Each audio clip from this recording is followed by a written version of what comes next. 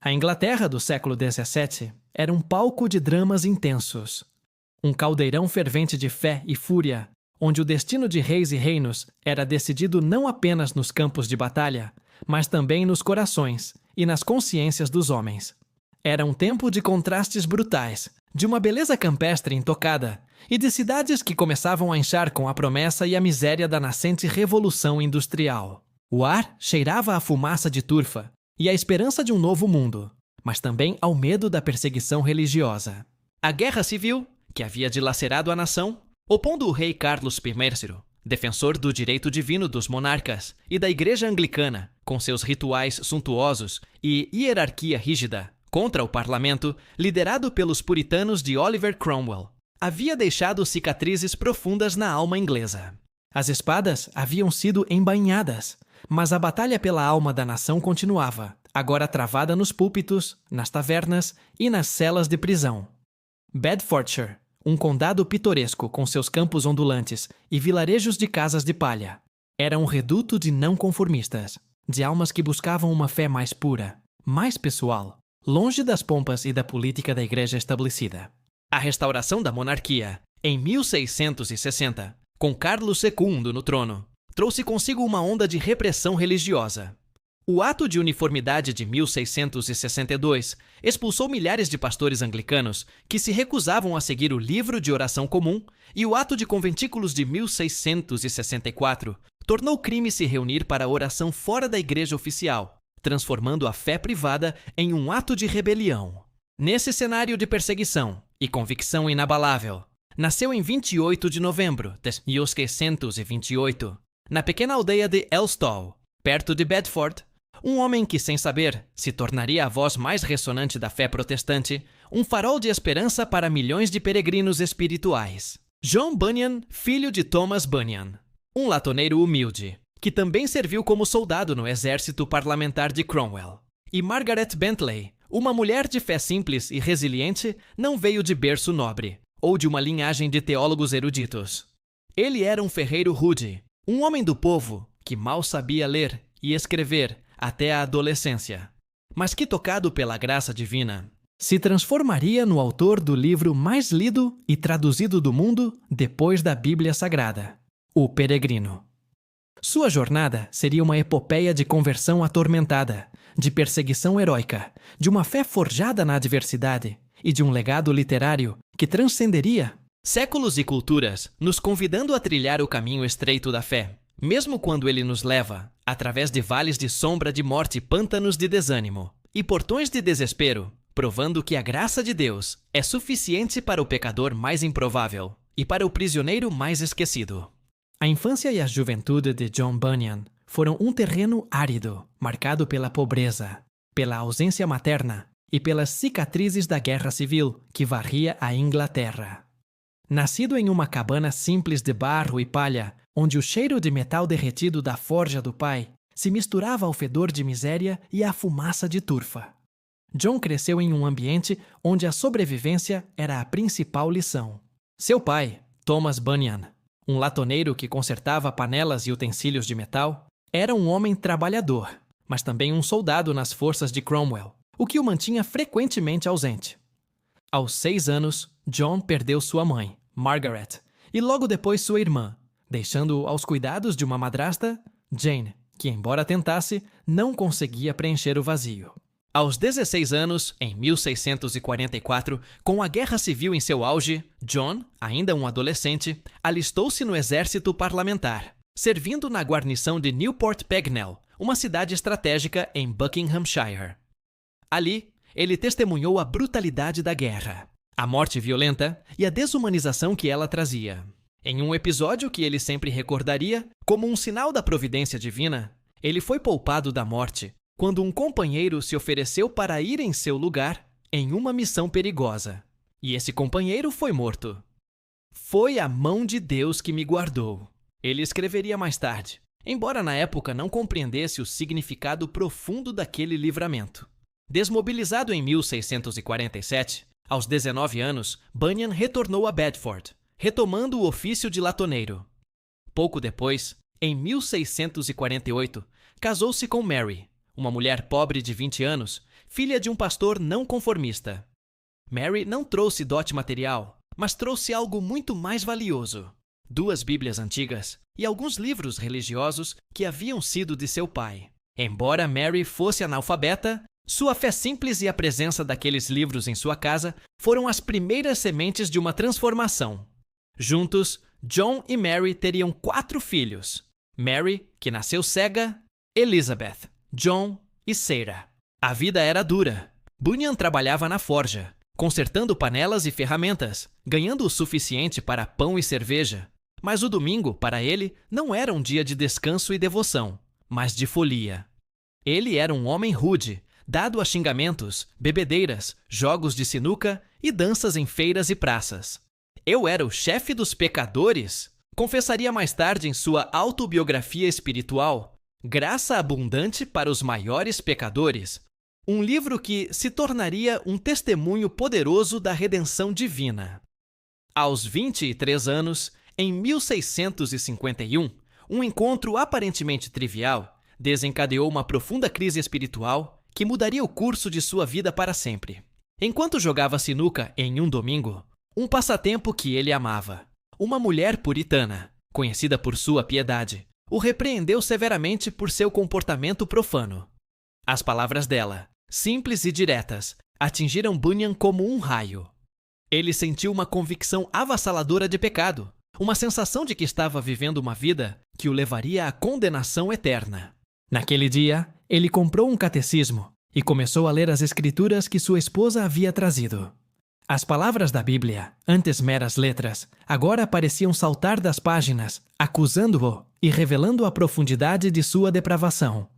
Ele descreveria essa fase como uma luta interna agonizante, um verdadeiro campo de batalha em sua alma. Visões aterrorizantes do inferno o assombravam, e o diabo parecia sussurrar constantemente em seus ouvidos, tentando-o a blasfemar contra Deus, a duvidar de sua misericórdia. Eu me sentia como se estivesse pendurado por um fio sobre o abismo do inferno, ele escreveria. E o diabo me acusava dia e noite, dizendo: "Você blasfemou contra o Espírito Santo. Não há perdão para você." Essa luta espiritual durou cerca de 2 anos. Um período de intensa angústia, de jejuns e orações desesperadas, de idas e vindas entre a esperança e o desespero. Ele buscava conselho com outros cristãos, mas muitas vezes suas palavras pareciam vazias diante da profundidade de sua própria culpa. A paz, finalmente, veio de forma gradual, mas poderosa. Ao ler passagens como 1 Pedro 1, 2, 3, que falavam da eleição segundo a presciência de Deus e do novo nascimento para uma viva esperança, e ao meditar em Romanos 3, 24, 25, sobre a justificação pela fé em Cristo, uma luz começou a brilhar em sua escuridão. Eu vi o caminho da salvação, ele recordaria. E meu coração foi preenchido com uma paz que excede todo o entendimento. Em 1653, ele foi batizado por imersão no rio Ouse em Bedford, um ato público de sua nova fé, e juntou-se à Igreja Batista de John Gifford, um ex-capitão realista, que após sua própria conversão dramática, havia se tornado um pastor zeloso. Gifford, que havia perdido um olho na guerra, tornou-se seu mentor, ensinando-o não apenas a doutrina, mas a pregar com paixão e simplicidade. Fale do que Deus fez em você, aconselhava. John Bunyan, o latoneiro rude e ex-pecador, transformou-se em um pregador leigo, um arauto da graça divina. Ele viajava a pé ou a cavalo pelos vilarejos de Bedfordshire e arredores, pregando em casas, celeiros, campos e praças para qualquer um que quisesse ouvir. Sua voz, antes usada para xingamentos, agora ressoava com a autoridade da palavra de Deus.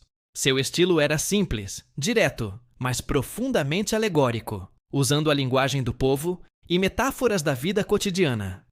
Batalhas espirituais, prisões do pecado, peregrinações da alma.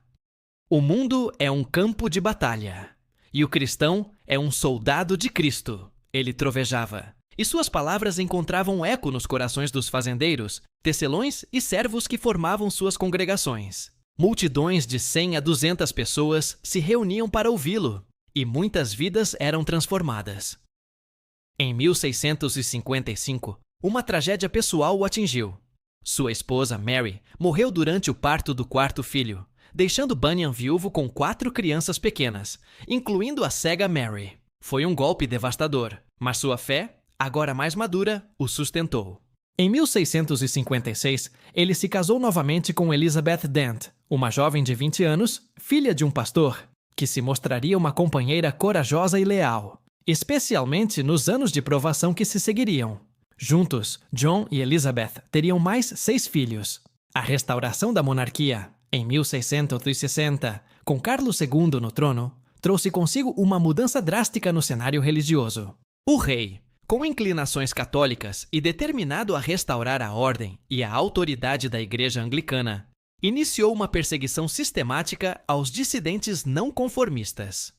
O Ato de Uniformidade de 1662 expulsou milhares de clérigos que se recusavam a seguir as novas regras, e o Ato de Conventículos de 1664 proibiu reuniões religiosas fora da igreja estabelecida, tornando a pregação de Bunyan um ato ilegal.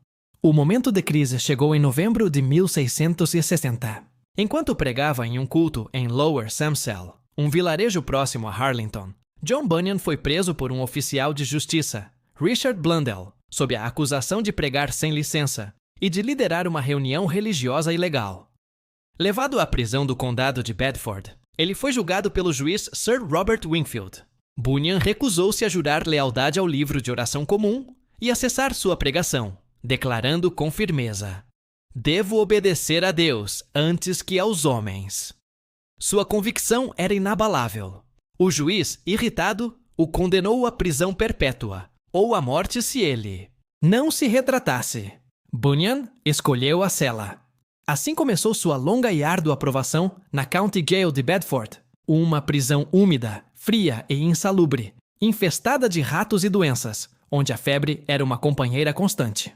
Os 12 anos que se seguiram, 1660-1672, foram um calvário para Bunyan e sua família. Elizabeth, grávida e com os 4 filhos pequenos, incluindo a cega Mary, implorou clemência às autoridades, mas Bunyan permaneceu firme em sua fé. "Se eu me calar, minha consciência me condenará", ele disse à esposa, "e eu não posso comprar minha liberdade com a traição da palavra de Deus." Na prisão, Bunyan não se entregou ao desespero. Ele trabalhava como cesteiro, tecendo vimes para sobreviver, ganhando alguns pence por dia. Pregava aos guardas e aos outros prisioneiros e, para surpresa de muitos, alguns guardas, tocados por sua fé e serenidade, permitiam que ele recebesse visitas e até mesmo lhe traziam tinta e pergaminho para escrever.